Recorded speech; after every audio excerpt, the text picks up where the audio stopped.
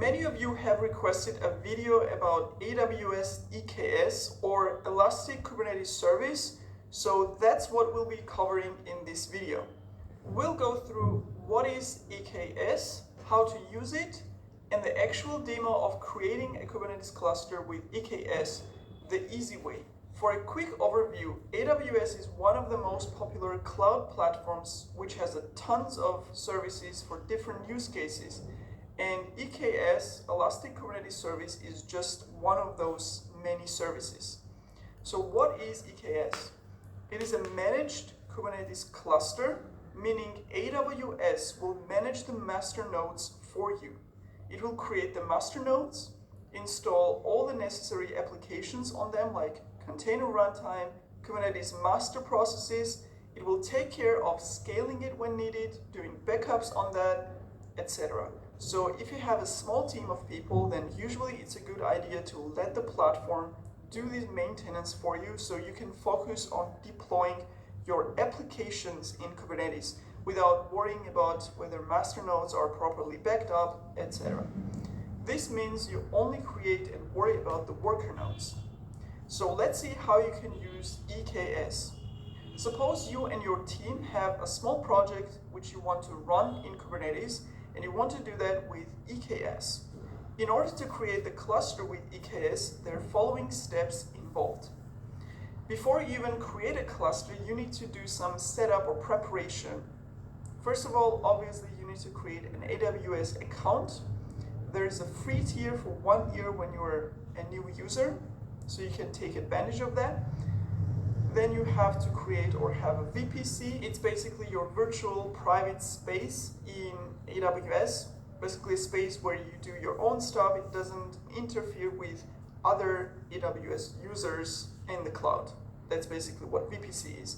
Then you have to create an IAM role with security group. These two terms, in my opinion, are too obscure, so here's the human translation for you. You have to create an AWS user with a list of permissions. Permissions to create and do stuff with EKS service.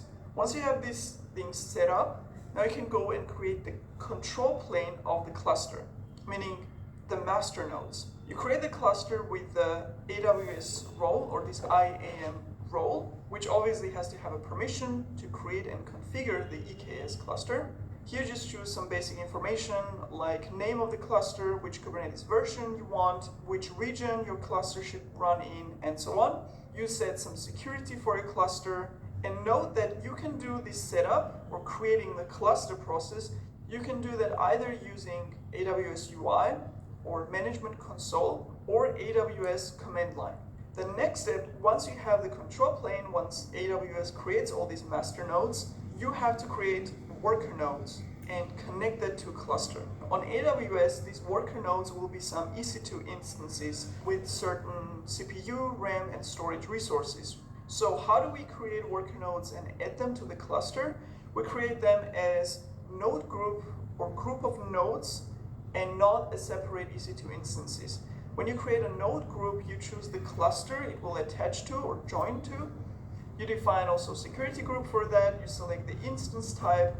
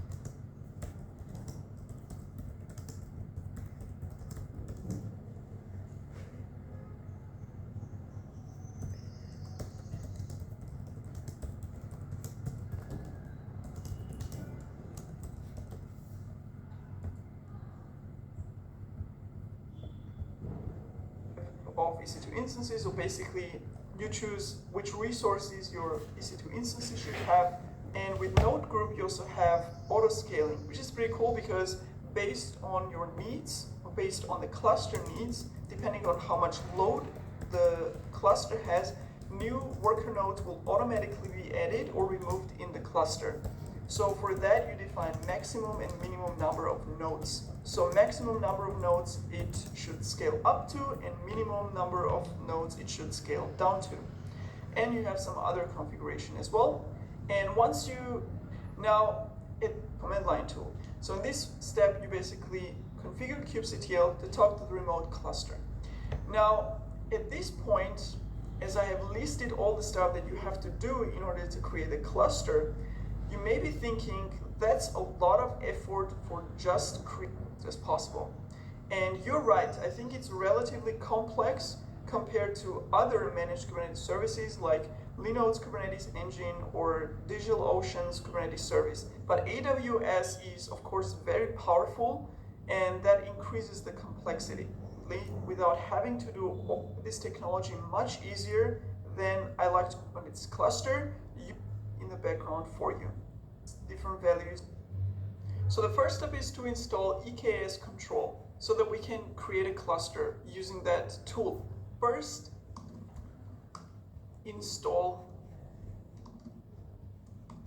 It's also installing some of the dependencies, like here, this is the kubectl, AWS IAM Authenticator, and really check that it was in cluster using the EKS control. Here you see in the Amazon, important to note here, AWS, in order to have your AWS user credentials locally in the path, like so you can go create a cluster with all the, do that just to demonstrate. So first of all, I'm gonna override the name, a version, define the cluster nodes for that nodes. We can also define type, since we have this type to select. So this the type here, define to the cluster. So we'll set it to 2, that should be enough, and I'm gonna execute it. And here you see a lot of stuff start to happen. It's building a cluster, first of all. It's created all the subnets and VPC and all this stuff in the background. I don't have to worry about all this stuff. And if I go back to my cluster, because AWS wait until it, that user will be able to note. So see, EKS control is great for creating a cluster on EKS. But if you're a command line tool, Nirmata, our sponsor, provisioning EKS and just Nirmata get back to what is getting created with those 2 nodes that we defined here. So if I go back again and I refresh this, see cluster active, and there's some data that we already see here. So now the EC2 instances are creating. So when they're ready, we should see them here. And this part will also take some time. 2 nodes in to refresh this. You can update it whenever you create this cluster. So basically this is a file that has information about the cluster, so that kubectl has been saved. I can actually, kubectl command should pass it as a parameter. I get my work. So basically we have a cluster, we're connected to that, we're using kubectl, and we can actually start deploying applications inside, doing queries in the cluster, and so on. So as you saw just right now, using the EKS and its components, for example, resources that were created here, the easy linked up, you call it test cluster. If I go back here, this as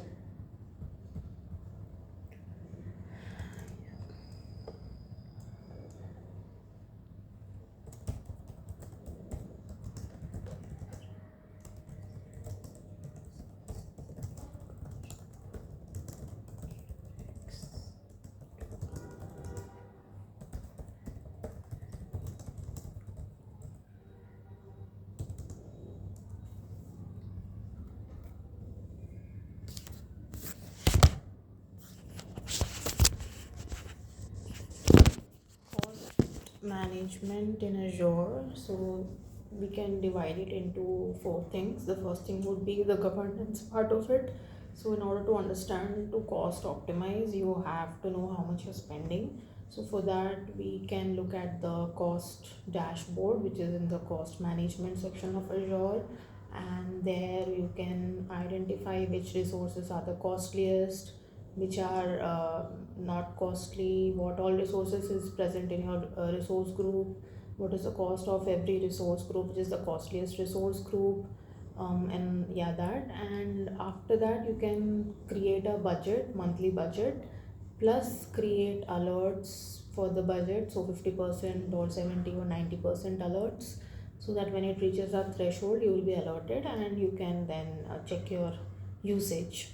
Next thing would be to divide the resources into compute, storage, network, and PaaS. So for compute, we have many options. So the first thing would be to um, auto scale. So basically, you can see which type of VMs you're using: A series, B series, C series, D series, and each of the series have their own pros and cons. Like if I remember correctly, the B series is only for the development and test environment, so it is quite cheap. Whereas D and E, they are for production grade environments. So if you're using production grade series in your non-prod, then there is one optimization right here which you can do. Other than that, you can check for which virtual machines are not being used and clean them up, or delete them basically, or stop them. Other than that, Azure also provides reserved instances, which is basically if you know that you are going to be using these virtual machines for a period of 1 to 3 years, then you can purchase a reserved instance plan, which will reduce, so which basically gives you a lot of discount, almost 60 to 70%, and it also guarantees infrastructure maintenance. So you'll be paying less, and because you're committed for a long time, then you will get good discounts on that. And opposite of this is spot instances. So basically you will, so Azure gives whatever unused virtual machine is present, it will give you that for your workload. And but the problem here, but the caveat here is that it can be evicted at any time when Azure requires it back. So you can use it for your POCs and fault tolerant applications where you don't really care about the application shutting down. So there is one, that is another thing. And these spot instances are quite cheap, so they are very cheap. So if you're just building a POC, then you can use that. And yeah, there is right sizing, so you can scale up, scale down your virtual machines, and that will also